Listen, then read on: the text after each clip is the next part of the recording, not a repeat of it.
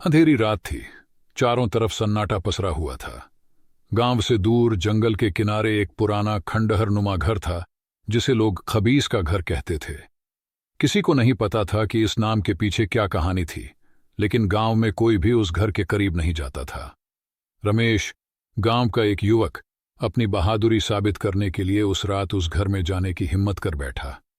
दोस्तों ने उसे खूब मना किया, लेकिन रमेश को डर नाम की कोई चीज महसूस नहीं होती थी। वह एक टॉर्च लेकर खबीस के घर की ओर निकल पड़ा। घर के पास पहुंचते ही हवा तेज होने लगी और पेड़ों की शाखाएं आपस में टकराकर अजीब सी आवाजें करने लगीं। घर के दरवाजे पर लगी पुरानी लोहे की जंजीर धीरे धीरे हिल रही थी, जैसे कोई उसे खींच रहा हो।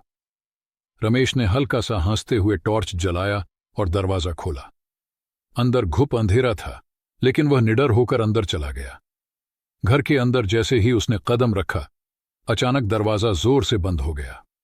रमेश ने घबराकर चारों ओर देखा, लेकिन उसे कुछ दिखाई नहीं दिया। वह सीढ़ियों की तरफ बढ़ने लगा। तभी उसे लगा जैसे कोई उसके पीछे चल रहा हो। उसने पलटकर देखा, लेकिन वहां कोई नहीं था।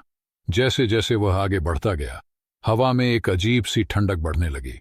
कमरे में पुरानी तस्वीरें लगी थीं, जिन पर धूल जमी हुई थी। एक तस्वीर पर रमेश की नजर पड़ी।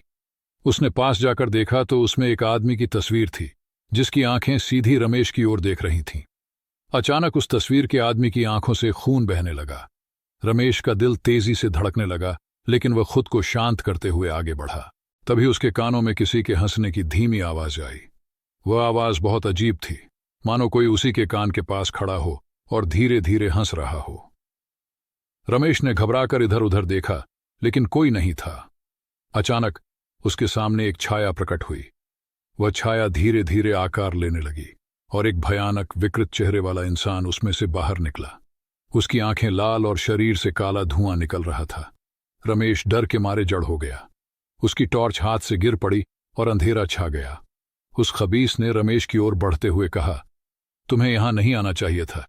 अब तुम मेरी कैद से कभी नहीं निकल पाओगे। रमेश चीखना चाहता था, लेकिन उसकी आवाज जैसे गले में अटक गई। खबीस धीरे धीरे उसकी ओर बढ़ता गया और तभी रमेश को महसूस हुआ कि उसके पैरों में किसी ने पकड़ लिया है। वह चीखने की कोशिश कर ही रहा था कि अचानक पूरा कमरा घूमने लगा और वह बेहोश हो गया। सुबह जब गांव के लोग रमेश को ढूंढने आए, तो उन्होंने उसे खबीस के घर के दरवाजे के पास बेसुध पड़ा पाया। उसकी आंखें खुली हुई थीं, लेकिन उनमें जिंदगी की कोई झलक नहीं थी। लोग कहते हैं कि वह रात के बाद से रमेश कभी बोल नहीं पाया। उसके चेहरे पर हमेशा डर और खौफ की एक अजीब सी परछाई रहती थी, जैसे उसने कुछ ऐसा देखा हो जिसे इंसान की आंखें बर्दाश्त नहीं कर सकती। गांव वालों ने फिर कभी उस खबीस के घर का जिक्र नहीं किया और वह घर अब हमेशा के लिए बंद कर दिया गया।